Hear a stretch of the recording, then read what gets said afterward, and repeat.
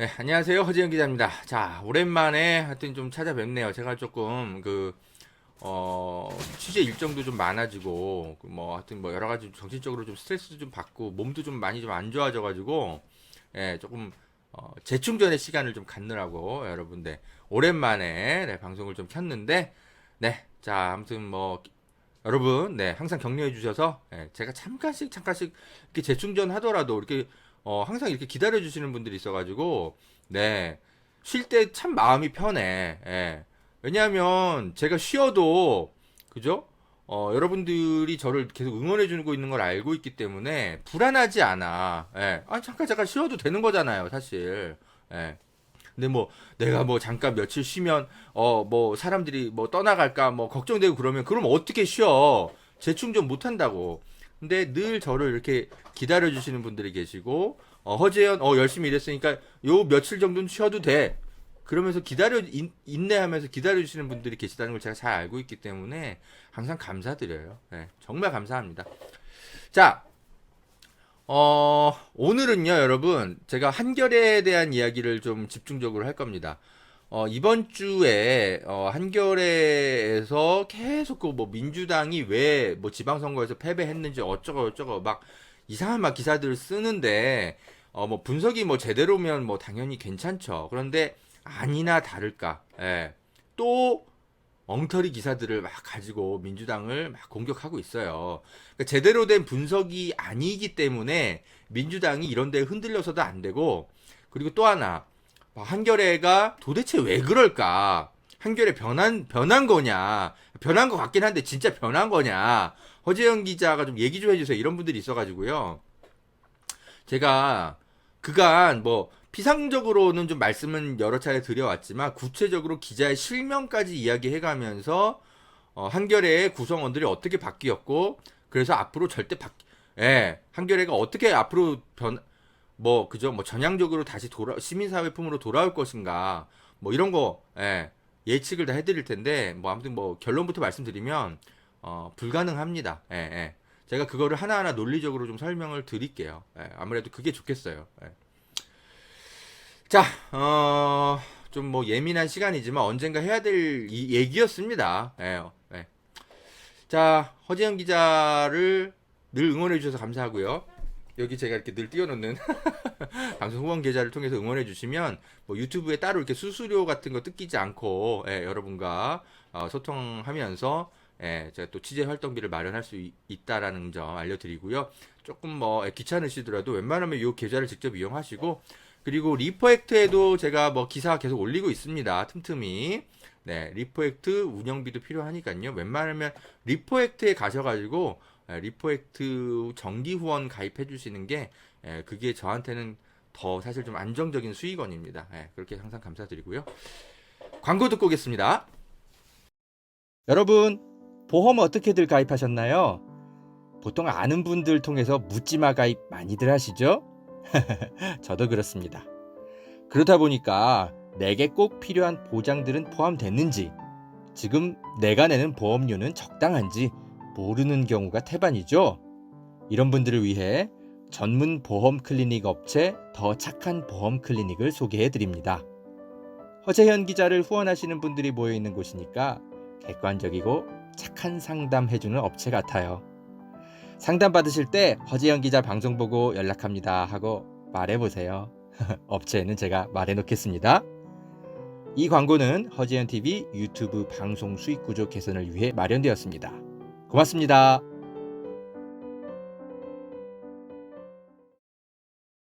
여러분, 산삼도 이제 저렴하게 드실 수 있는 시대라는 것 아셨나요? 산양산삼 한번 드셔보세요. 야생의 산에 산삼의 씨를 뿌려서 키워낸 삼이라 자연에서 나온 산삼과 효능이 똑같다고 하네요. 7년근 산삼을 산에서 직접 캐어 원액으로 만든 산삼 2박스를 허지연TV 구독자들에게만 36만원에 판매한다고 합니다. 한 박스 아니고 2달치 먹을 산삼이 2박스에 36만원인 겁니다. 물론 36만원 적은 비용은 아니지만 여러분, 홍삼이 아니고 산삼입니다. 홍삼과는 또 다른 차원의 면역력 강화를 느끼실 수 있을 겁니다. 구매하실 수 있는 링크는 유튜브 댓글란 상단에 올려둘게요. 이 광고는 허재현TV 유튜브 방송 수익구조 개선을 위해 마련되었습니다. 고맙습니다.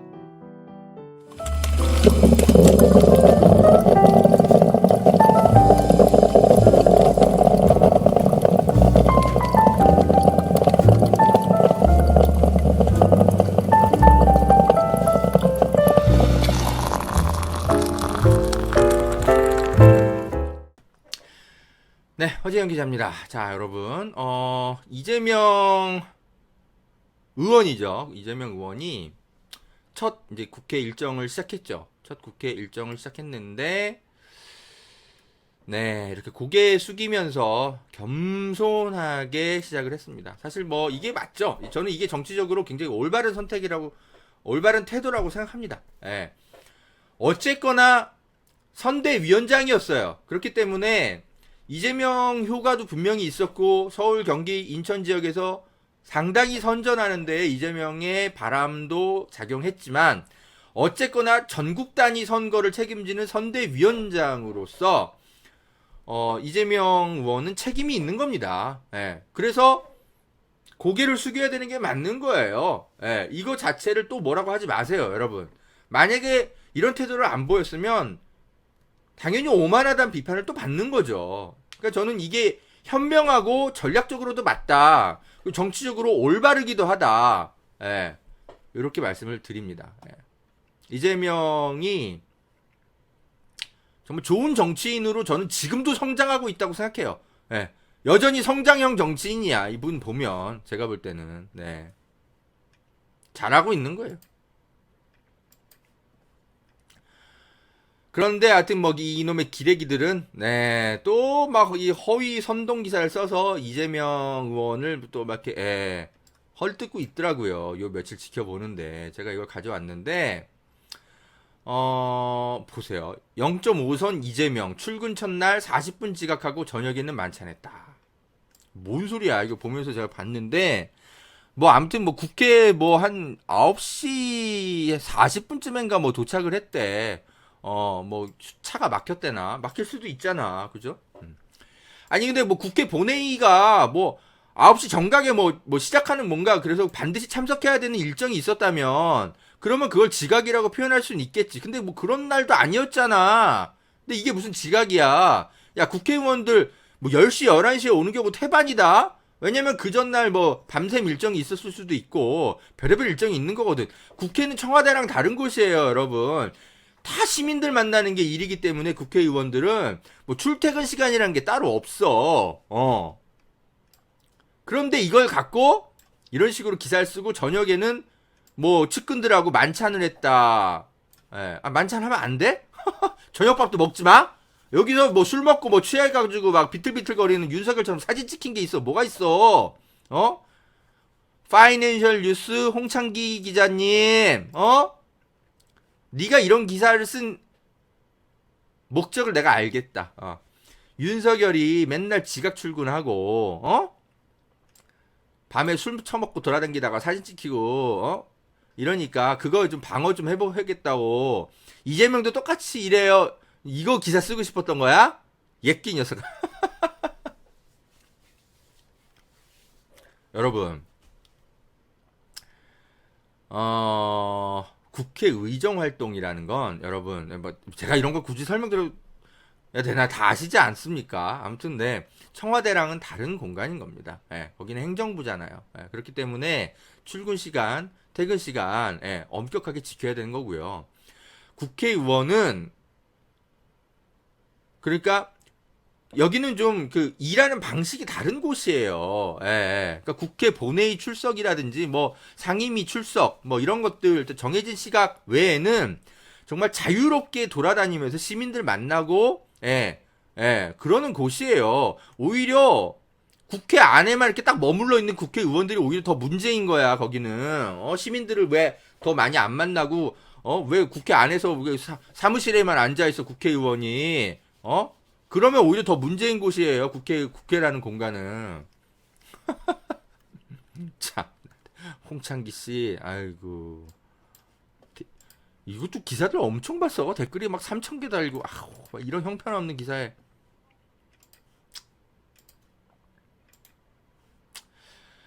이재명 의원이 국회 첫날 이제 그죠? 무슨 어떤 사람들을 만나고 돌아다녔는지 제가 좀 체크를 해보니까 네 장애인들 만나러 가셨네요. 예, 예.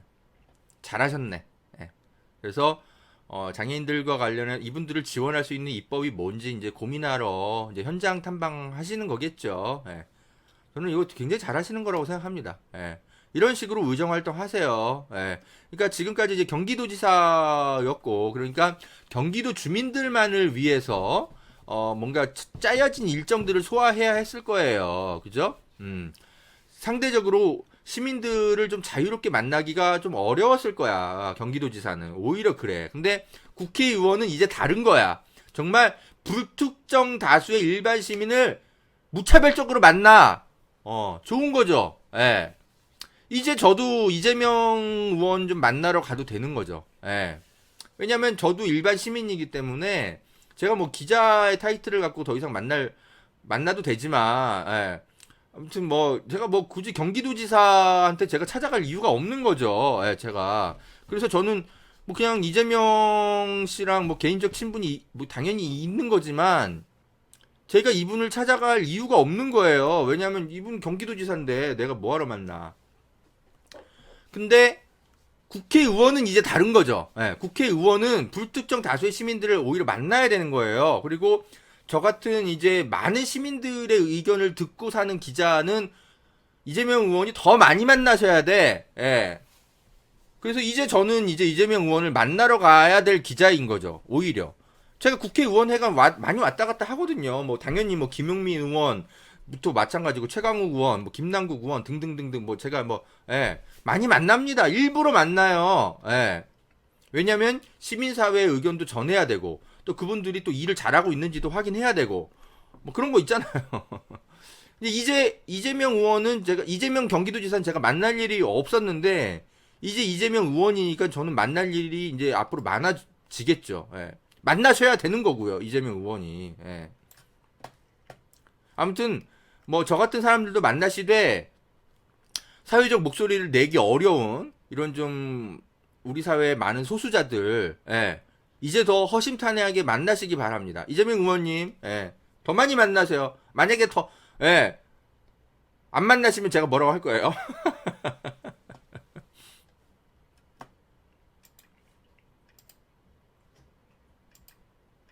안철수 의원은 국회 첫날 누구 만나러 갔는지 일정을 보니까 예, 윤석열 대통령 만나러 갔더라고. 비교가 좀 되지 않습니까? 예. 그러니까 유력 대선 주자잖아요. 여전히 두 분 다. 근데 국회 등원 첫날 이재명은 장애인 시위를 보듬으러 가고 안철수는 예, 윤석열 대통령을 만나서 예, 또 아련하러 가고 예.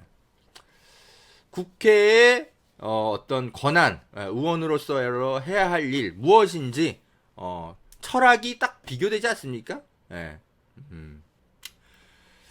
자, 김동훈 기자협회장 비판을 좀 할게요. 지금 이제 문화예술인들이 기자들의 이제 캐리커처를 활용해서 그동안 좀 이상하고 나쁜 기사들 써왔던 적폐 기자들 있잖아요. 예. 가지고 이제 좀 예술적으로 좀 풍자하는 전시회를 열고 있습니다. 어제 열린공간TV에 김두일 작가께서 좀 다녀오셔가지고 좀 예, 보도도 좀 보셨죠. 뭐 기자들 입장에선 대단히 불편할 수 있는 거죠. 예, 만약에 여기 캐리커처 안에 허재현도 들어가 있으면 저도 되게 불편했겠죠. 그런데 다행히 저는 없더라고. 예, 최근 몇 년간 좋은 기사 많이 썼나봐. 아무튼 예, 저는 없더라고. 근데 어쨌든 이제 여기에 이제 들어가 있는 이제 기자들은 당연히 기분이 나쁘겠지. 기분이 나쁜데 그냥 기분이 나쁜 거에서 그쳐야 되는데 기자협회가 예, 비판하면서 왜 이런 걸 하냐 이러면서 대놓고 성명을 발표했습니다.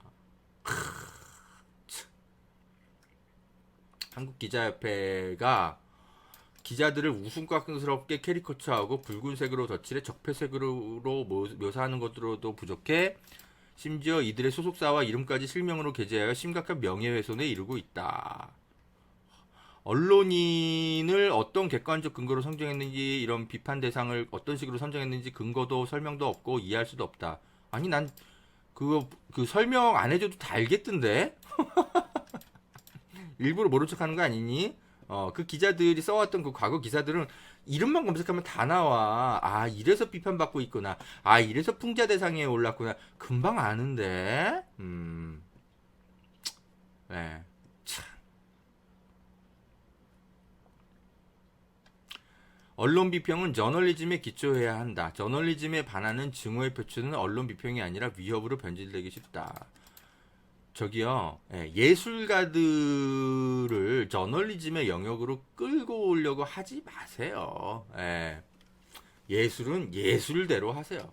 아니, 그럼 뭐 SNL은 코미디 무슨 프로그램이야. 그럼 SNL을 무슨 저널리즘의 영역으로 끌어들여가지고 저널리즘의 기초에서 SNL을 만드세요. 이딴 얘기를 우리가 합니까?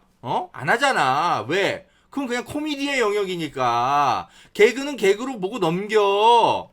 마찬가지죠. 예술은 그냥 예술의 영역으로 보고 기분 나쁘네 하고 그냥 넘겨. 알아서 독자들이 평가할 거야. 시민들이. 뭐 예술을 왜 저널리즘에 기초하라고 어디다 대고 이런 훈장질을 하니? 우리가 예술을 알아? 기자들이 예술을 아냐고. 왜냐면 서로 다른 전문 분야거든.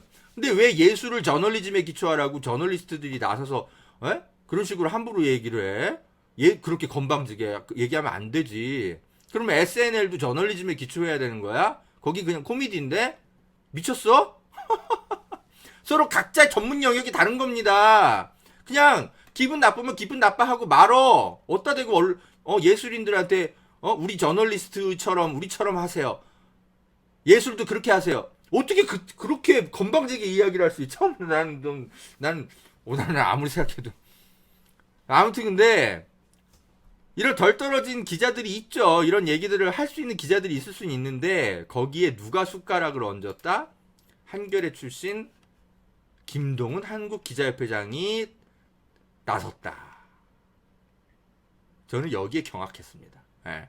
저는 이 풍자 대상에 오른 그 개개인들의 그 기분 나쁨과 제발 좀 내려주세요. 안 그러면 소송하겠습니다. 뭐 개개인적으로 활동하는 것에 대해서는 그냥 그러려니 해. 그냥 비판하고 말겠는데,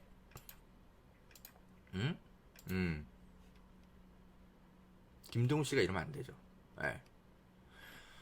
본인이 지금 한국기자협회장이면서 동시에 한겨레 기자라고요. 그러면 한겨레 퇴사하고 나서 이런 짓 하세요. 왜냐면 예술인들을 탄압하겠다라는 거 아니야. 기자협회 완장을 가지고 이게 한겨레 가치랑 맞아? 당신이? 또 화가 날라 그러네. 한겨레 먹칠하지 마세요. 한겨레 창간 정신에 반대되는 활동을 하면서 한국기자협회장 활동을 할 거면 한겨레 퇴사하고 하세요. 김동훈 씨, 이거 기자협회 회장 이거 임기 끝나면 한겨레 기자로 다시 돌아갈 거 아니야. 끝까지 월급 받으면서 살 거 아니야. 왜 당신이 한겨레 월급을 더 받아야 돼? 이렇게 한겨레 창간 정신에 먹칠하고 돌아다니고 있는데, 그냥 개인이 그냥 프리랜서처럼 활동하고 싶으면, 한국기자협회 회장만 하든지 둘 중 하나만 하세요. 한겨레 퇴사해. 그리고 그냥 자기 하고 싶은 얘기 하고 돌아다녀. 허지연처럼 하면 될 거 아니야. 저는 퇴사했으니까 내 하고 싶은 얘기 마음껏 하잖아요. 그렇게 해. 프리랜서로. 왜 한겨레 창간 정신과 아무런 상관없는 오히려 그 완전히 먹칠하는 행동을 하고 다니면서 왜 둘 다 가져가려고 그래? 시민사회 욕먹이는 거 아닙니까? 김동훈 기자님, 이제 선배란 표현도 잘 안 나와. 하도 실망을 많이 해갖고. 이번 주에 한겨레에서 계속 뭐 민주당의 갈 길과 관련해서 뭐 이런저런 계속 기사를 쓰고 하는데 일단은 너무 좀 화가 많이 났어요. 저도 보는데. 그래서 이제 뭐 자세한 뭐 이 기사 설명은 안 해도 아시겠죠? 뭐 조국 사태, 민주당 이때부터 길을 잃었다 하면서 이게 이제 어제자인가 한겨레 이제 일면 기사로 쓰이면서 많은 분들이 이제 분노를 하셨는데, 그러니까 조국을 또 가져왔어. 예. 진짜 조국이 무슨 사골이냐? 어? 언제까지 우려 먹어야 될 것 같아. 어? 야, 조국 때문에 민주당이 선거 졌으면 뭐 진작에 이번에 그러면 이재명 대통령 선거 지지율도 그렇게까지 나오지도 않아. 30% 나오고 말았겠지. 조국 때문에 그렇게 망했으면. 에휴. 근데 아무튼 뭐 계속 이것만 가지고 울고 먹는 겁니다. 근데 제가 뭐 이 기사 논평은 뭐 이제 어제 이제 허정성세에서 많이 했으니까 그 얘기할 생각은 없고, 왜 한겨레에서 이런 기사들이 자꾸 나오는지, 그리고 앞으로도 계속 나올 거고, 우리가 바깥에서 아무리 떠들고 비판해도 이들은 바뀌지 않을 거다라는 거를 제가 설명드릴 겁니다. 예. 왜냐면 이런 분들을 제가 어제 발견했거든요. 어제 제가 이재명 팬클럽, 예, 가끔 가서 이제 여론 동향 파악하러 제가 들어가는데 이런 분들이 계시더라고. 노영희 변호사님이 그러는데요. 한겨레가 요즘 방향 전환하는 모습이 포착돼요. 이럴 때 이익 창출에 도움을 주면 확실한 방향을 잡을 수 있게 하는데 도움이 될 수 있다고 하셨어요. 좋은 기사 공유해주고 링크 타고 가서 칭찬하고 향기와 응원 남기기. 우리 제명 가족들이 이런 것도 해보자고. 제 이 그 순수한 마음까지는 알겠어. 그런데 한겨레를 어떻게든 이제 시민사회를 끌어오고 싶은 거잖아. 변하려고 하는 조짐이 있을 수도 있는 거잖아. 가끔씩 나오잖아. 최근에 이제 한동훈 딸의 어떤 문제들, 뭐 인사검증 보도, 예, 잘했잖아. 그러니까 아마 노영희 변호사님은 좋은 분인데 한겨레 내부 사정을 정확하게 알고 계신 분은 아니죠. 그러니까 한겨레가 요즘 방향 전환하는 모습이 포착된다고 어딘가서 얘기를 하셨나 봐. 그러니까 이럴 때 잘하는 건 잘한다고 막 칭찬을 해줘야 된다. 그래서 우리 쪽으로 시민사회 쪽으로 걸어 나오도록 도와줘야 된다. 뭐 이런 얘기를 어디 가서 하셨나 봐.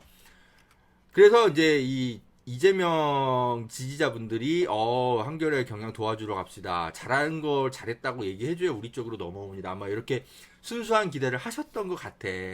제가 이걸 보고 안 되겠다. 예, 이 한겨레 내부의 정확한 사정을 제대로 알려드려야지 이분들이 또 한 번 실망하는 일이 없겠구나.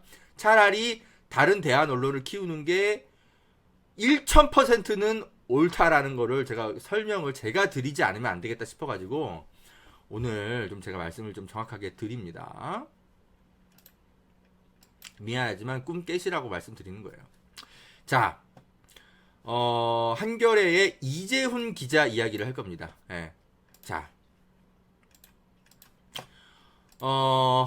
여기 보면은 이제 어제 이제 나왔던 이제 이 문제 기사가 뭐 임재우라는 이름이 앞에 써 있어서 많은 사람들이 이게 임재우 기사로 알고 있을 텐데 아니에요. 예.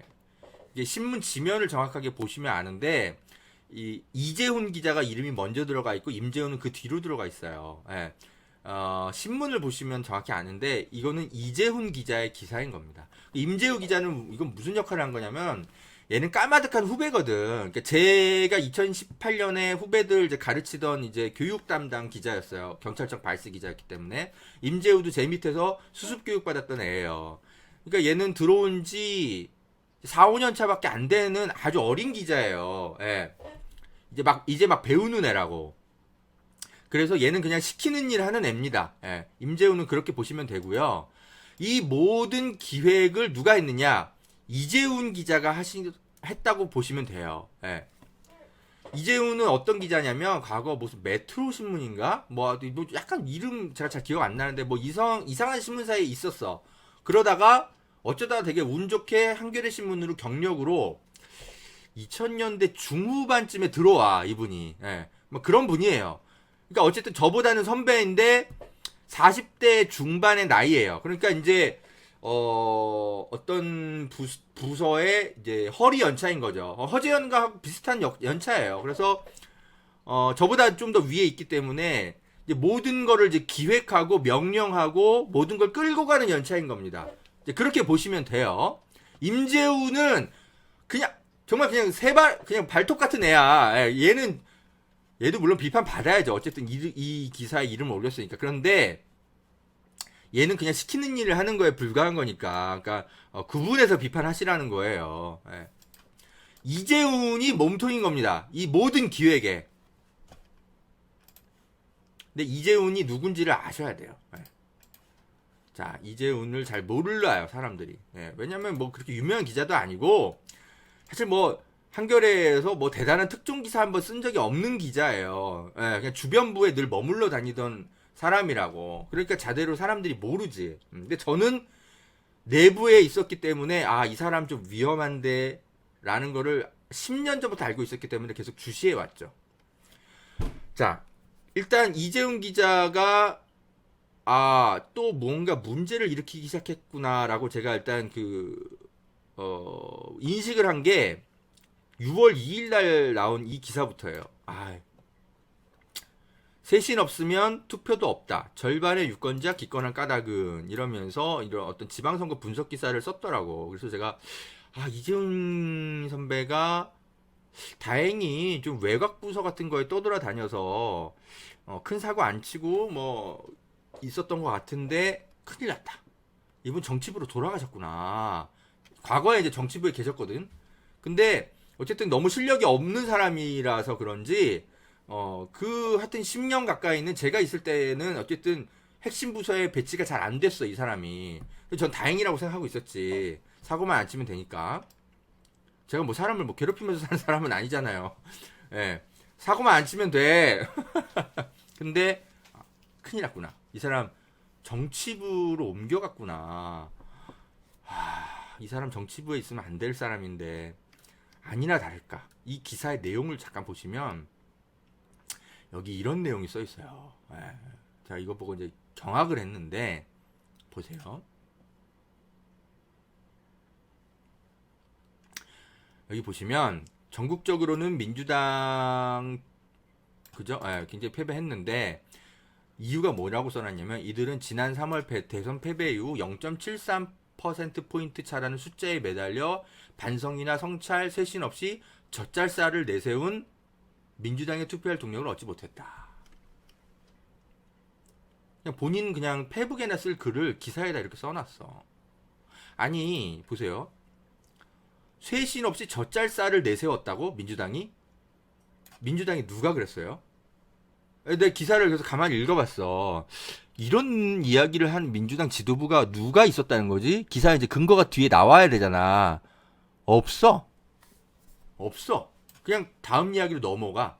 그러니까 이 문장에 대한 근거가 없고 그냥 본인이 그냥 툭 쓰고 넘어가. 이거는 분석이 아니지. 그냥 본인 페북 글이지.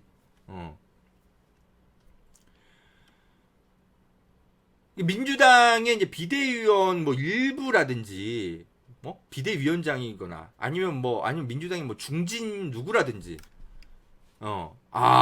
우리 민주당은 쇄신하지 말고요. 젖잘싸 전략으로 당원들에게 다가가야 됩니다.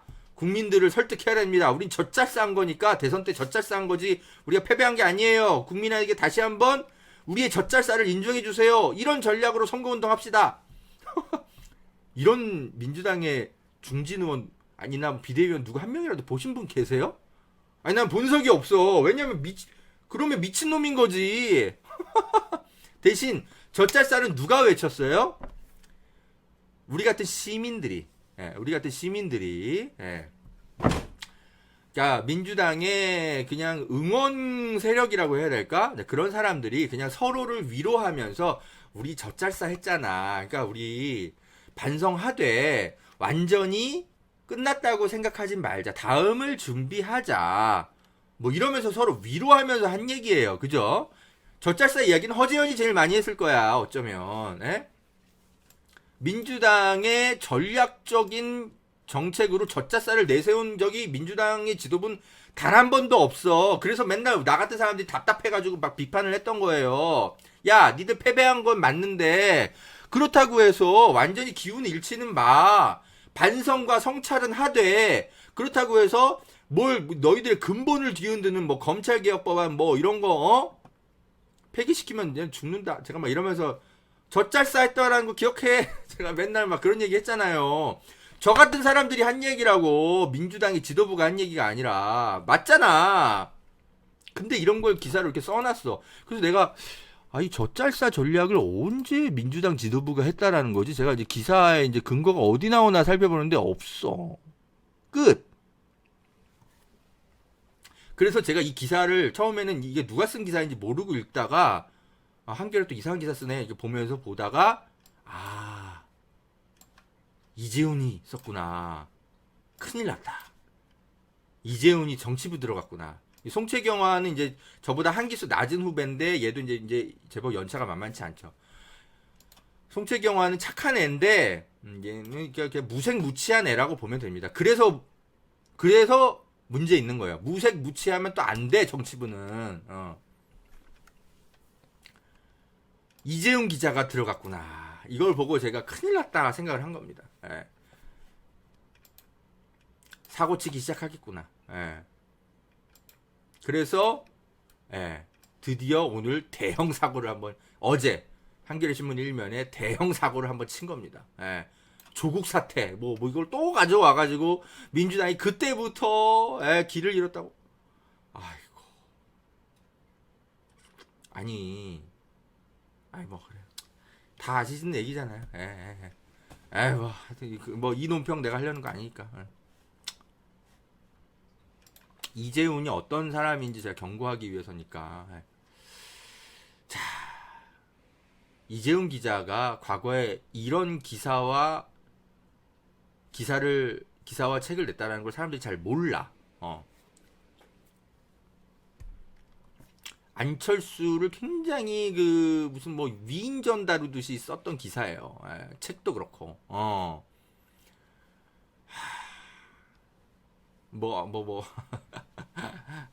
그래서 이게 2011년에 나온 다 기사거든요.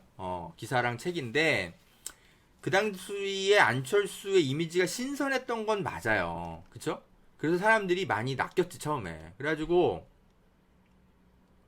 저도 이제 안철수 검증을 해야 되잖아. 그래서 제가 이 당시에 안철수 보좌관들도 그렇고 따로 가서 만나서 이런저런 이야기를 해봤어요. 당신들이 말하는 새정치의 내용이 뭐냐 물어보는데 형편없어. 형편없고 그래서 제가 그때 경악을 했죠 사실. 그래가지고 한겨레신문에 인터뷰를 이제 안철수를 실어주려고 그거 이제 의뢰하러 갔다가 얘네들과 대화를 해보는데 이상하다. 이 사람들 좀 이상하네. 이거 안철수의 새정치 이거 검증해야 될 것 같은데 이런 식으로 포장돼서는 안 되겠다라는 경고음이 들리는 거야. 그래서 제가 바로 그 내용을 가지고 회사에 보고를 했어요. 안철수 인터뷰 하면 안 될 것 같습니다. 우리가 괜히 이 검증 안 된 사람 실어줬다가 나중에 이게 큰 문제가 될 수 있습니다. 그래서 제가 데스크에다가 제가 안철수 쪽을 접촉을 해봤는데 이 사람들은 검증이 우선입니다. 함부로 신문 1면에 내주면 안 돼요. 제가 일단 저는 그런 보고를 했던 기억이 나요. 그런데 이런 거를 쓰는 기자들이 또 있었어. 그런데 그게 바로 이재훈 기자였어요. 얘가 이제 얘가 이직해온 지가 얼마 안 됐는데 이런 기사부터 쓰기 시작하더라고. 들어오자마자. 그래서 제가 이 큰일인데 이재훈이라는 사람 내가 이분 잘 모르는 선배인데 근데 이런 거를 쓰기 시작한다. 안철수에 대해서 조금만 취재해보면 이런 거 함부로 썼다가 독자들에게 나중에 크게 욕먹을 수 있는데 일단 근데 제가 이재훈 기자가 누군지는 잘 모르니까 일단 주시해서 감시. 일단 선배니까 제가 예우는 해야 되잖아요. 싸울 수 없고. 그래서 그냥 감시하기로 했던 거예요. 그 당시에는 제가 그랬어요. 근데 어쨌거나 이 사람이 이제 좀 군소규모 언론사에서 이제 이직해서 그런지 한겨레 내부에서도 약간 그 유리장벽 같은 게 있어요. 유리천장 같은 게. 그래서 좀 안타깝게도 이재훈 기자가 뭐 좋은 자리에 좀 배치가 늘 안 되더라고. 좀 주변부를 떠돌아다녀. 그리고 막 이렇게 좀 보면 막 얼굴도 막 침울하고 막 되게 막 어두운 표정으로 항상 이렇게 한겨레 편집국 내를 그냥 둥둥 떠다니더라고. 그래가지고 좀 안 돼 보이긴 했는데 어쨌든 저 사람 그래도 중책을 맡기기엔 대단히 위험할 수 있는 사람이니까 제가 뭐 그냥 안타까워만 할 뿐이지 저 사람이 사고만 안 치면 내가 뭐 굳이 뭐 저 사람 뭐 괴롭힐 생각은 없다. 뭐 후배가 굳이 뭐 선배들 하나하나 다 비판할 이유는 없잖아요. 그냥 보냈어. 그렇게 한겨레 내부에서 한 10년 가까이 그냥 지켜보면서, 예. 제가 이제 퇴사할 때까지도 이분은 별로 그렇게 중요한 자리에 안 가더라고. 그래서 아 이제 좀 제법 나이도 먹고 그리고 특별히 뭐 이렇게 경력으로 데려왔는데 무슨 뭐 특종 기사 한번 제대로 써본 적도 없고 그냥 뭐 월급만 축내는 기자처럼 낙인 찍혔는지 어쨌는지 뭐 그렇게 그냥 이렇게 그냥 그렇게 있더라고. 그래서 그냥 냅뒀어요. 그리고 잊고 있었지. 잊고 있었는데 최근에 아무튼 한겨레 이제 인재들이 많이 빠져나갔잖아요. 많이 빠져나가고 좋은 기라성 같은 선배들도 다 이제 많이 이제 퇴사하고 그래서 이제 이런 사람들이 이제 주류가 된 거야. 이제 한겨레를 이끌어갈. 예. 아, 큰일 났다. 이재훈이 정치부로 옮겨갔구나. 옮겨가자마자 이런 기사를 후배들한테 이제 기획하게 하고 쓰게 하고 있구나. 보고 제가 이제 깜짝 놀란 거죠. 예. 예. 아니 민주당이 언제 젖잘싸를 전략으로 내세웠어? 일부 좀 극성 당원이라든지 뭐 그런 사람들이 서로 그냥 독려하는 차원에서 한 얘기는 있지. 응? 이거 취재도 잘못된 거 아니야 이런 거. 근거도 없이 막 써. 이게 실력이 없는 기자인 거야. 그러니까 이분은 제가 이따 성환용 기자 얘기를 할 텐데 성환용 기자랑은 좀 달라요. 성환용 기자는 정말 정치풀이 어마어마한 사람이야. 그분은 그냥 완전 정치 취재만 한 사람이라 질적으로 달라요. 이재훈 기자는 그런 류의 기자도 아니야. 이분 취재 인맥도 별로 없어. 예. 그 진짜 좀 약간 좀 진보 진영의 일부 좀 친하게 지내는 약간 유명 인사들은 있는 걸로 내가 알고 있어요. 이재훈 기자가. 근데 정말 밑바닥부터 시작해가지고 민주당을 과거 몇십 년 전부터 계속 이끌어오고 뭐 참여하고 이랬던 사람들에 대한 어떤 풀이나 뭐그 취재 풀이나 없어 이 사람. 있을까? 아마 내가 알고 있기로는 없어요. 예. 되게 헐거운 사람이라고. 그러니까 취재를 이딴 식으로 하고 기사를 대충 쓰는 거야. 이게 뭐 아무튼 그래요. 예. 근데 아무튼 이 사람도 안철수를 이렇게 이제 과거에 굉장히 이제 빨아주는 기사를 썼지만 지금 와서 보면 얼마나 손발이 오그라드는 기사입니까? 근데 과거에 본인이 안철수한테 속았다. 나도 안철수의 이미지에 속았다라고 만약에 이제 처절한 반성을 하고 대중 앞에서 그죠? 예. 그죠? 석고대죄를 하면 그러면 이제는 그래? 그래. 기자도 실수할 수 있으니까 하면서 이제 그죠? 지켜볼 수 있지. 그런데 이재훈 기자는 단 한 번도 과거에 자신이 안철수 바로 지냈던 것에 대해서 사과를 하거나 자기 반성을 공개적으로 한 적이 없어요. 예. 그래서 이게 위험한 겁니다. 주진우 기자가 과거에 이제 그 윤석열 일당들, 뭐 장모도 그렇고 와이프도 그렇고 실체가 엉망진창인 인간들인데 제대로 검증 못하고 국민에게 제대로 잘 알리지 못해가지고 지금까지도 욕먹고 있는 거 아닙니까? 본인이 사과를 한번 하고 그걸 털고 가면 되는데 그걸 끝까지 안 해. 그래서 문제인 거 아닙니까? 마찬가지예요. 한겨레에서 안철수를 이렇게 빨아줬던 기사를 썼던 것에 대해서 한 번쯤은 자기 반성은 해야 정치부 기자로서 지금 자격이 있는 거죠. 지금 안철수가 어디가 있습니까? 이제 실체 다 드러났잖아요. 이재훈 씨. 근데 자기의 어떤 오류에 대해서는 항상 관대해. 제발 드러나지 않기를. 항상 간절하게 기도하고 있나 봐.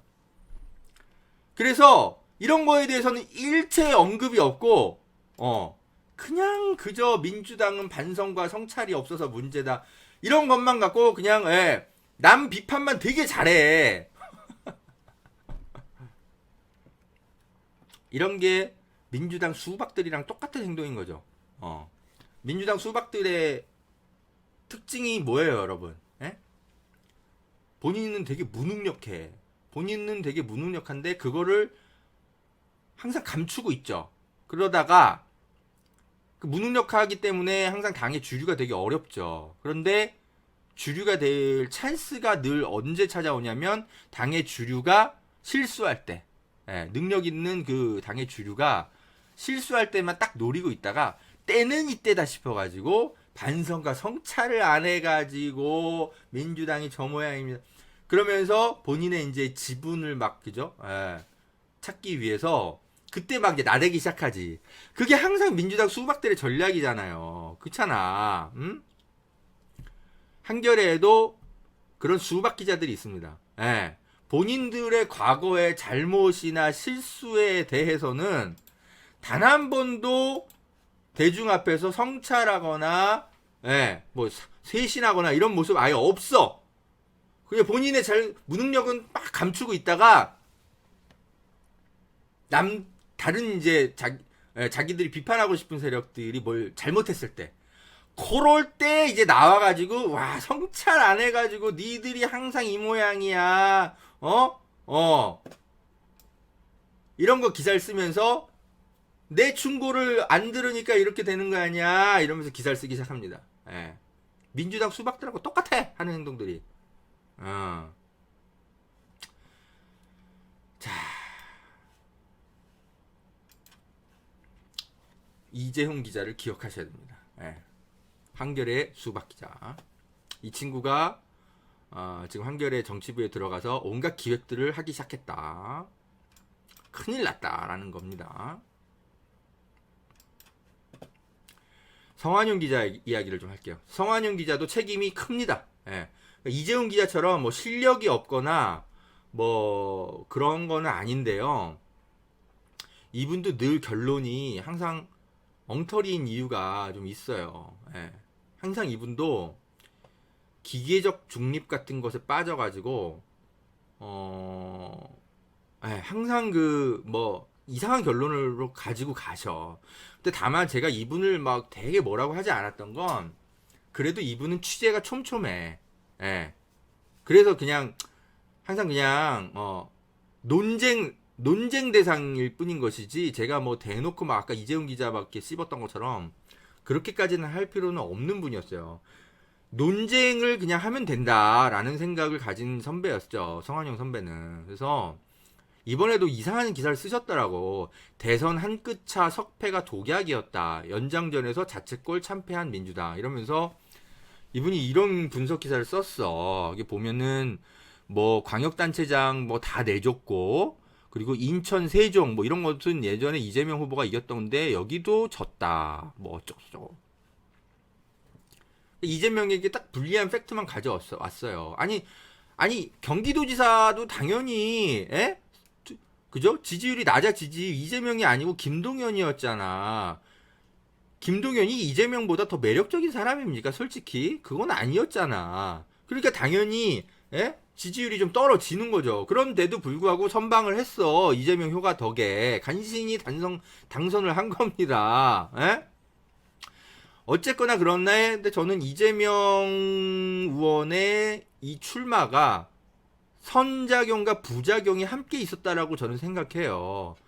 선작용은 뭡니까? 제가 분석한 거대로 여러분 수도권에서는 이재명 바람이 불었죠. 실제로. 인천 계양을에서는 오히려 투표율이 더 올라갔어. 지지율도 올라가고. 계양을은 투표가요. 여러분 지방선거 이번에 50% 간신히 넘었는데 여기는 60%가 넘었어. 왜 그렇겠어? 이재명 때문에 다 투표하러 간 거예요. 젊은 사람들이.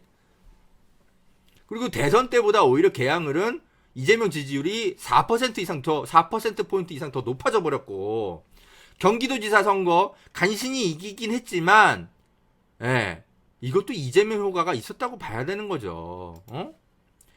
이런 선작용도 있었던 반면에 성환용 선배가 얘기한 것처럼 부작용도 있었던 거예요. 전국 단위 바람이 불지를 않았어. 이재명 바람이 딱 수도권 경기에서 끝나고 만 거야. 이거는 그죠? 어떻게 보면 너무 이 대통령 선거 후보 그 선거 치른 지 얼마 되지도 않았고 패배한 지도 얼마 안 된 후보가 이런 식으로 나와도 되느냐.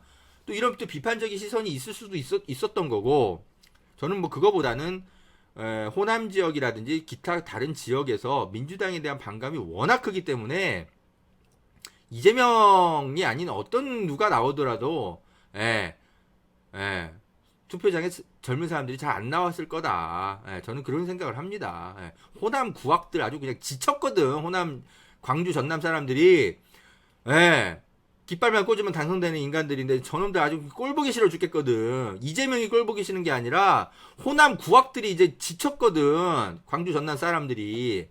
그 호남 구악들을 이끌고 가 있는 사람들이 누굽니까? 어?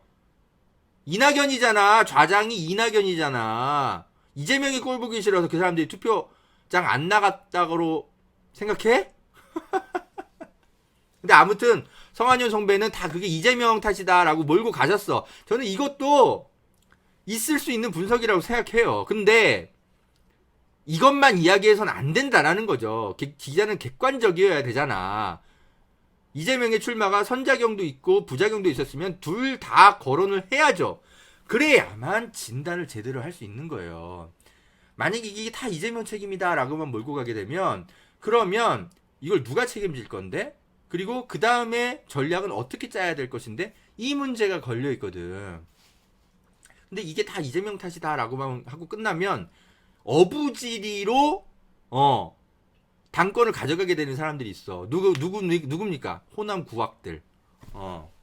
민주당 수박들. 그게 그렇게 그죠? 예. 그런 오류를 범하게 된다고요. 이렇게 분석을 절반만 하게 되면 성한용 선배처럼. 그래서 제가 계속 강조하는 게 분석은 객관적이어야 된다. 예. 선작용이 있었다면 부작용도 있었고 이런 것들을 냉철하게 다 한꺼번에 같이 분석을 해줘야 책임 소재를 그죠? 명확하게 이야기할 수 있고 엉뚱하게 그러니까 이재명도 비판받아야 하지만 그것을 틈타서 민주당의 수박들이 기회를 가져가는 것을 그죠? 그런 오류를 막아야 되는 거죠. 그러니까 성한용 선배가 항상 이런 식이야. 항상 그 뭐 쇄신, 반성, 이런 거 안 해서 문제다. 맨날 이런 식으로만 기사를 쓰는 거예요. 이거는 노무현 대통령, 문재인 대통령이 이제 당시 후보죠. 2013년에 패배했잖아요. 2013년에 이제 패배해가지고 그때도 한겨레가 죄송합니다. 2012년 12월 달 기사죠.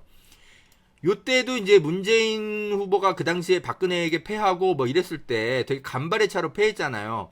그때도 이제 성한용 선배의 기사를 제가 일부러 가져왔는데 똑같은 논리인 겁니다.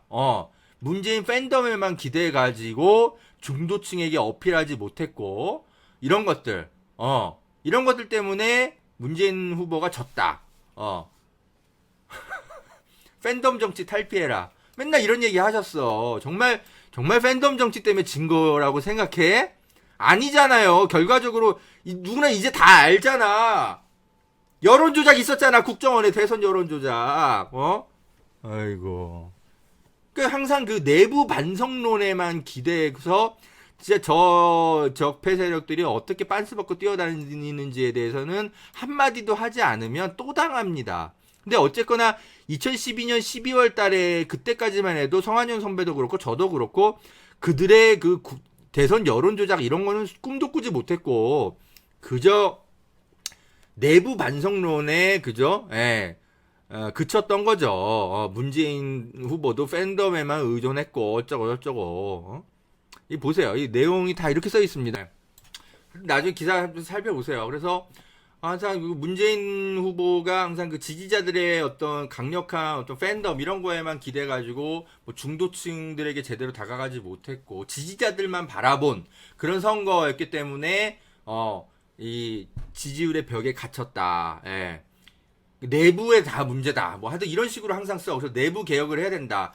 특히 친노 팬덤 이런 거에만 의존하면 절대 안 된다. 그래서 진 거다. 맨날 이런 식으로 기사를 씁니다. 그래가지고 그 당시에 이제 시민 편집인 이봉수 교수가 계셨어요. 그 당시에 이분이 그래서 한겨레가 민주당 대선 패배 원인을 이제 분석하는 건 좋은데 왜 내부에서만 원인을 자꾸 찾느냐. 그러면서 문제 제기하는 칼럼을 씁니다. 한겨레에다가 패배한 검투사를 죽이지 않는 이유. 로마에서 패배한 검투사를 죽이지 않는 이유가 있다. 예. 이러면서 왜 민주당은 이번에 이제 졌는데 왜 한겨레는 마치 문재인 대통령만이 다 잘못한 것처럼 해가지고 문재인 대통령이 정계에서 떠나야만 하고 뭐 친노 팬덤에만 의존해서는 안 되고 맨날 이런 식으로만 하는 이유가 뭐냐. 외부 요인은 함께 왜 분석을 안 하냐. 민주당 당연히 성찰해야 하지만 왜 패배한 검투사라고 해서 아예 죽일 듯이 그냥 그냥 죽으라고만 하냐. 로마에서도 이렇게 안 했다. 이러면서 이제 한겨레의 시각을 이제 비판을 합니다. 예. 여기 보면은 당연히 이제 책임론도 필요하다. 예? 그러면서 책임론도 필요한데 그런데 진보 언론이 역점을 둬야 할 부분은 야당에 대한 가학적인 어떤 책임론 이런 게 아니라 출범 전부터 권위주의 정권의 면모를 드러내는 여당의 오만을 제대로 견제하는 것이다. 민주당이 죄인을 자처하면서 움츠러들수록 집권자는 인사 독단과 정책 독점, 불합리한 정부 조직 개편을 밀고 나가려 할 것이다. 예. 패배했을 때는 다시 도전하고 승리했을 때는 아랑을 베풀라는 처칠의 충고가 정반대로 실현되는 것이 우리 정치판이다. 진보 언론은 도대체 뭘 하는가? 이런 내용을 한겨레에다가 실었어. 그래서 이건 이제 제가 내부의 이야기입니다. 내부의 이야기인데 이 칼럼 때문에 성한용 선배가 난리가 납니다. 난리가 나요. 이 시민 편집인 잘라라. 나 이런 사람들의 글 더 이상 못 보겠다. 특히 이봉수 교수의 지금 논리는 극성 친노. 그분의 워딩입니다. 극성 친노는 성한용 선배의 워딩이에요. 이 극성 친노들의 전형적인 워딩이다. 이런 것이 한겨레에 실리면 안 된다. 이런 식으로 나 비판받고 싶지 않아. 이봉수 교수 잘라. 이런 내용들이 전달이 됩니다. 시민 편집인실에. 그래가지고 이봉수 교수가 화딱지가 나가지고 나 더러워서 못 해먹겠다. 그럼 한겨레 니들 그냥 쓰고 싶은 대로 써. 이러고 그냥 이분은 그냥 경향신문인가 어딘가로 그냥 논설위원 뭐 이런 걸로 가버리셔요. 그런 일이 2013년에 있었어요. 제가 내부에서 이제 그 당시에 이 일을 보면서 그때 솔직히 잘 모르겠더라고. 저는 그 당시에 성한용 선배를 굉장히 신뢰했기 때문에 이봉수 교수도 신뢰하고 그렇기 때문에 둘 사이에 의견 차이가 있을 수도 있지. 저는 그 당시만 해도 어쨌든 민주당이 별로 우호적인 기자가 저도 아니었기 때문에 민주당이 쇄신 잘해야 된다. 그리고 저도 그 당시에 문재인 대통령의 팬클럽들 뭐 이런 분들한테 하도 시달림을 많이 당해가지고 지금도 공격당하잖아요. 똥파리들한테. 아무튼 하도 저도 많이 그 공격을 당해가지고 기본적으로 그분들에 대해서 별로 좋은 감정이 없었어요. 그 당시에 2013년에. 그래가지고 이봉수 교수보다는 성한용 선배의 의견 쪽에 좀 더 가까웠을 거예요. 그래서 그냥 지켜봤어. 그런데 어쨌건 그래도 이 대선 패배의 원인을 다 이게 친노 팬덤으로 이렇게 이렇게만 볼 수 있는 거냐? 이봉수 교수의 논리가 꼭 무슨 친노 팬덤의 뭐 논리도 아니고 이거 좀 심하신데 성한용 선배도 둘 다 좀 문제다 이러면서 좀 선배들을 둘 다 비판했지.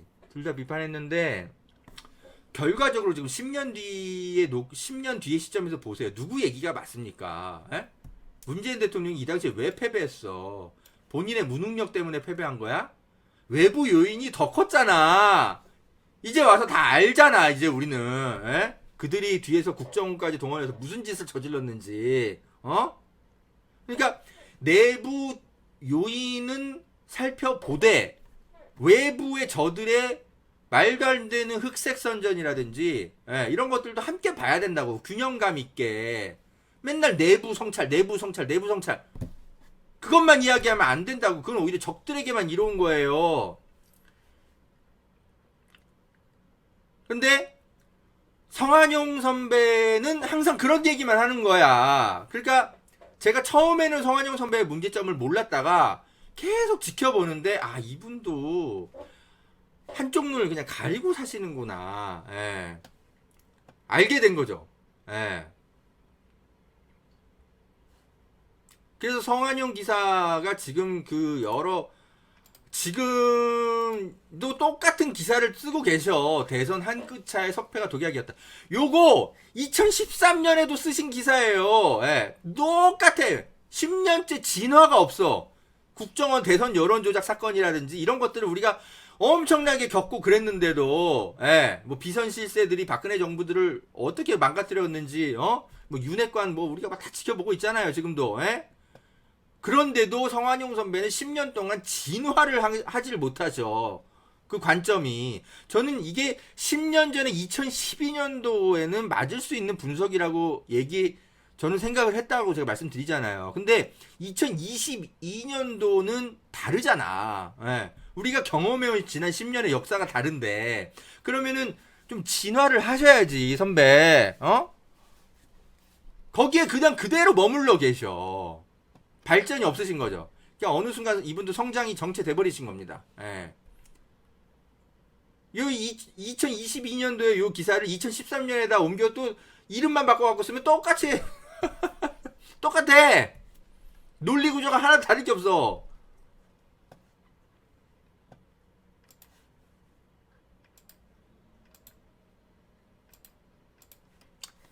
근데 이제 성한용 키즈들이 등장하기 시작했죠. 그게 바로 이재훈인 겁니다. 원래 이제 되게 앞서가던 키즈는 아닌데 어쨌든 이제 한결에 이제 능력 있는 사람들이 다 떠나가고 그래서 이런 사람들이 성한용 키즈가 되어 가는 겁니다. 제가 한결의 정치부가 왜 안 바뀌는지 좀 더 설명을 드릴게요. 왜 안 바뀔 수밖에 없냐면 일단 그 정치부가 거기가 성한용 선배가 너무 오래 계셨어. 오래 계셔가지고 고인물이 되신 거야. 그래서 거기가 일종의 무슨 봉건 영지처럼 돼버렸어요. 성한용 선배가 봉건 영주야 거기에. 그래가지고 한겨레 내부에 다양한 성향을 가진 기자들이 정치부에 왔다 갔다 하면서 막 물갈이도 되고 때론 치열한 논쟁도 하고 이렇게 기사 쓰면 어떻게 그게 이게 막 정권 교체가 돼야 돼. 내부 봉건 영주들 사이에. 근데 그게 안 돼. 성한용 선배 때문에. 성한용 선배가 너무나 확고한 봉건 영주라서 정치부에서는 그분에 대항을 못 합니다. 그리고 성한용 선배의 성향에 맞는 후배들만 골라 받아온 지가 한 10년이 넘어요. 제가 이건 어떻게 발견하게 됐냐면, 하여튼 뭐 저도 그런 경험자 중에 한 명이에요. 저도 당연히 정치부에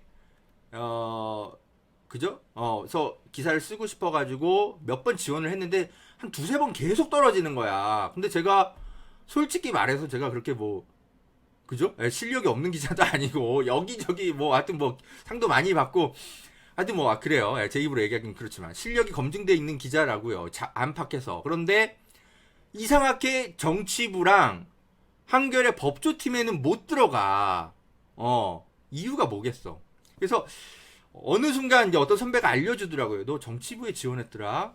왜 했어? 그러니까 아니 뭐 그냥 저도 정치 좀 기사 좀 써야 되는 거 아니냐. 그리고 정치 관심도 많고 솔직히 얘기하면 우리 정치부 기사 좀 답답할 때가 많다. 좀 가서 바꾸고 싶다. 뭐 이런 얘기를 했어요. 근데 너 그거 계속 써도 너 그런 생각하고 있는 건 알겠는데 너 거기다 정치부 계속 지원해도 너는 절대 거기서 안 받아들여줘. 그래서 제가 뭔 소리야 하는 거예요, 선배. 뭔 소리야? 깜짝 놀랐죠. 근데 너 성향이 그렇잖아. 이런 얘기를 하는 거예요. 그래서 내가 내 성향이 그쵸. 내가 되게 튀는 기자인 것도 나도 알고 있고 그리고 내가 뭐 운동권 출신인 것도 뭐 회사에서 다 아는데 그런 성향이면 뭐 안 돼? 나 뭐 통합진보당 지지해. 그래 뭐 잘못된 거야? 성향을 받아서 후배들을 골라서 뽑아간다라는 거를 누가 넌지시 알려주더라고요, 선배가. 그래서 더 이상 이제 상처받지 말라는 차원에서, 그러니까 너 어차피 거기다 계속 문을 두드려도 그 사람들은 널 절대 받아들이지 않아. 그러니까 더 이상 상처받는 행동하지 말고 너만의 저널리즘을 그냥 개척해. 라고 이제 알려주시면서 저에게 냉정한 현실을 알려주는 거예요. 그때 제가 알았어요. 아, 정치부에서 본인들의 성향에 맞는 기자들만 받아가는구나. 모든 회사가 사실 다 그렇지만 언론사는 전 안 그럴 거라고 생각했거든. 민주적 조직이니까 한겨레는. 근데 여기도 그렇지 않구나라는 걸 제가 그때 알게 된 거예요. 예. 그래서 뭐 그럼 내가 뭐 한겨레 정치부에 뭐 큰 미련이 있는 것도 아니고 그냥 전 다양한 경험을 쌓고 싶어서 그래 계속 지원했을 뿐인 거거든. 그래서 뭐 날 안 받아들이면 됐어 그러면 됐어 나도 너희들 혐오스럽다 야 됐다 난 그럼 그냥 나만의 저널리즘으로 갈게 이러고 그냥 냅뒀는데 대신 저는 이제 관찰하기 시작했죠. 그러면 한겨레 정치부에서 받아들이는 후배 기자들은 누구인가 제가 가만히 계속 살펴봤는데 패턴들이 있더라고요. 어떤 패턴들이 있냐면 일단 그겁니다. 일단 얌전해야 돼. 예. SNS 같은 거 절대 안 하고 그리고 일단 기본적으로 자기 이야기보다는 위에서 시키는 거 잘 하는 기자들이 있거든요. 무색무취한 애들. 예. 그런 애들을 일단 정치부로 많이 뽑아가고 그리고 두 번째가 하나 있어. 한겨레 검찰팀, 법조 검찰팀에서 있었던 기자들을 주로 뽑아가요. 근데 뭐 제가 뭐 더 이상 뭐 얘기할 필요 없듯이, 예, 검찰의 논리에 젖어 있는 기자들의 문제점을 아시잖아요. 예. 근데 그런 기자들만 유독 잘 뽑아가. 제가 누구라고 실명을 할까? 해도 상관은 없지만 후배들까지 제가 그저 괴롭히고 싶진 않네. 아무튼 검색해보면 다 나와요. 한겨레 검찰팀에 오랫동안 있었던 기자들이 바로 그 다음 코스로 정치부로 뽑혀가는 경우들이 태반입니다. 80% 이상이야.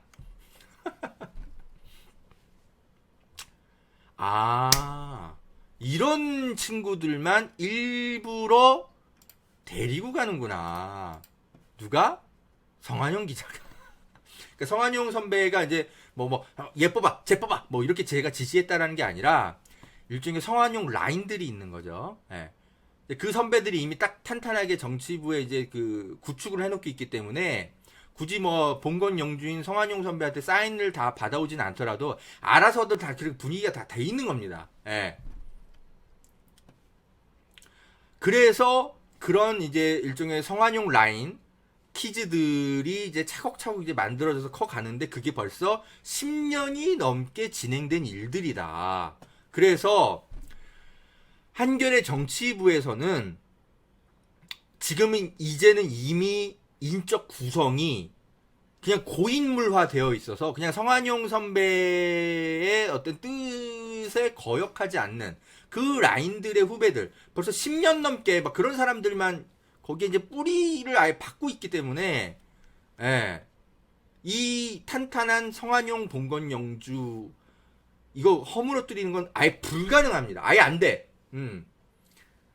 그리고 저같이 약간 성향이 좀 튀는 허재현 기자 같은 사람이 한두 명이라도 있어서 계속 정치부의 문을 두드리면 뭐라도 좀 균열이 생길 텐데 이제 그런 기자도 없어. 솔직히 제가 봐도 지금 5년차 이하 기자 애들 보면 그냥 다 뭐 민주당도 똑같고 국민의힘도 똑같고 다 그냥 모두 각이야.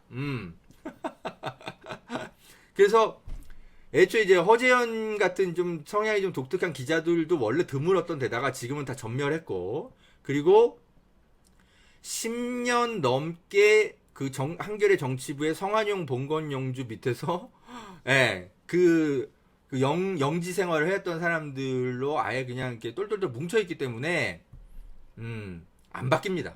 그러니까 한겨레 법조 검찰팀이 이제 강희철을 중심으로 해서 탄탄하게 강희철 봉건 영주가 운영하는 그 검찰발 그저 시각에 젖어 있는 그런 기자들의 모임이 형성돼 있는 것처럼 절대 다른 성향의 기자들은 거기 들어갈 수가 없습니다. 마찬가지입니다. 정치부도 똑같아요. 그래서 서로 성향이 맞다 보니까 그 둘 사이에서만 계속 인맥이 왔다 갔다 해. 다른 기자들은 절대 못 들어가. 그래서 보면 진짜 10년간 그 기자들의 그 왔다 갔다 하는 그 경로를 분석을 하면 해도 제가 하겠죠. 근데 다 검찰팀에 있던 애들이 정치부로 갔다가 정치부에 있던 애들이 검찰팀으로 갔다가 계속 요렇게 왔다 갔다 한 자기들끼리만 왔다 갔다 하는 것들이 보일 겁니다. 지금까지 이거를 설명해주는 기자가 아무도 없었을 거야. 왜냐면 그건 내부자가 아니면 솔직히 알기 어렵거든. 근데 저는 이제 내부자니까 그 사람들의 이름도 다 알고 있고 성향도 다 알고 있고 그러니까 이제 바로 보면 알죠. 제가 이제 굳이 근데 뭐 이런 이야기를 이제 외부에서 하지 않았던 거는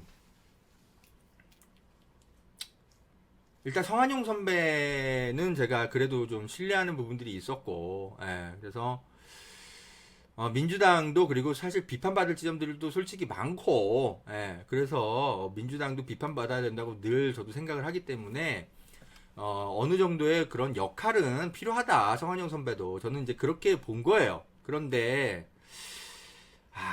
여기에다가 이제 성한용 키즈들이 이재훈 기자 같은 형편없는 기자들이 이제 하나하나 이제 결합하면서 정치부가 이제 제2의 이제 성한용 체제를 이제 구축해 가는구나.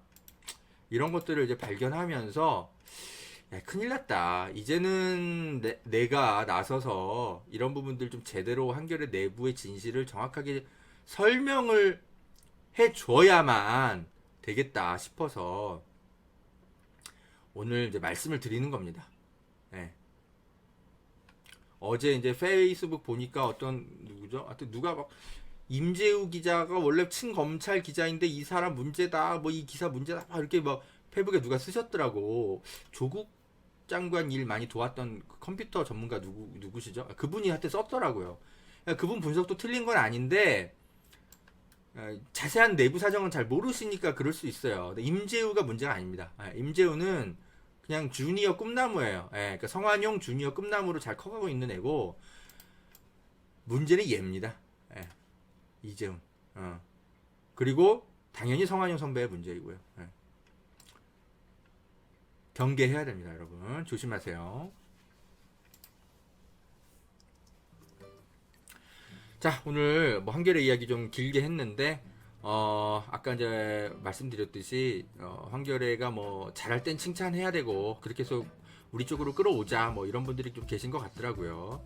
그게 더 위험하다라는 거를 설명드리기 위해서 한겨레 내부가 왜 절대 바뀔 수가 없는지, 괜히 몇몇 기사들의 좀 좋은 전향적인 기사에 혹해가지고 절대 바뀔 수 없는 집단을 또 하여튼 뭐 끌어오시려다가 또 상처받고 또 그런 일을 하시지 마시라고.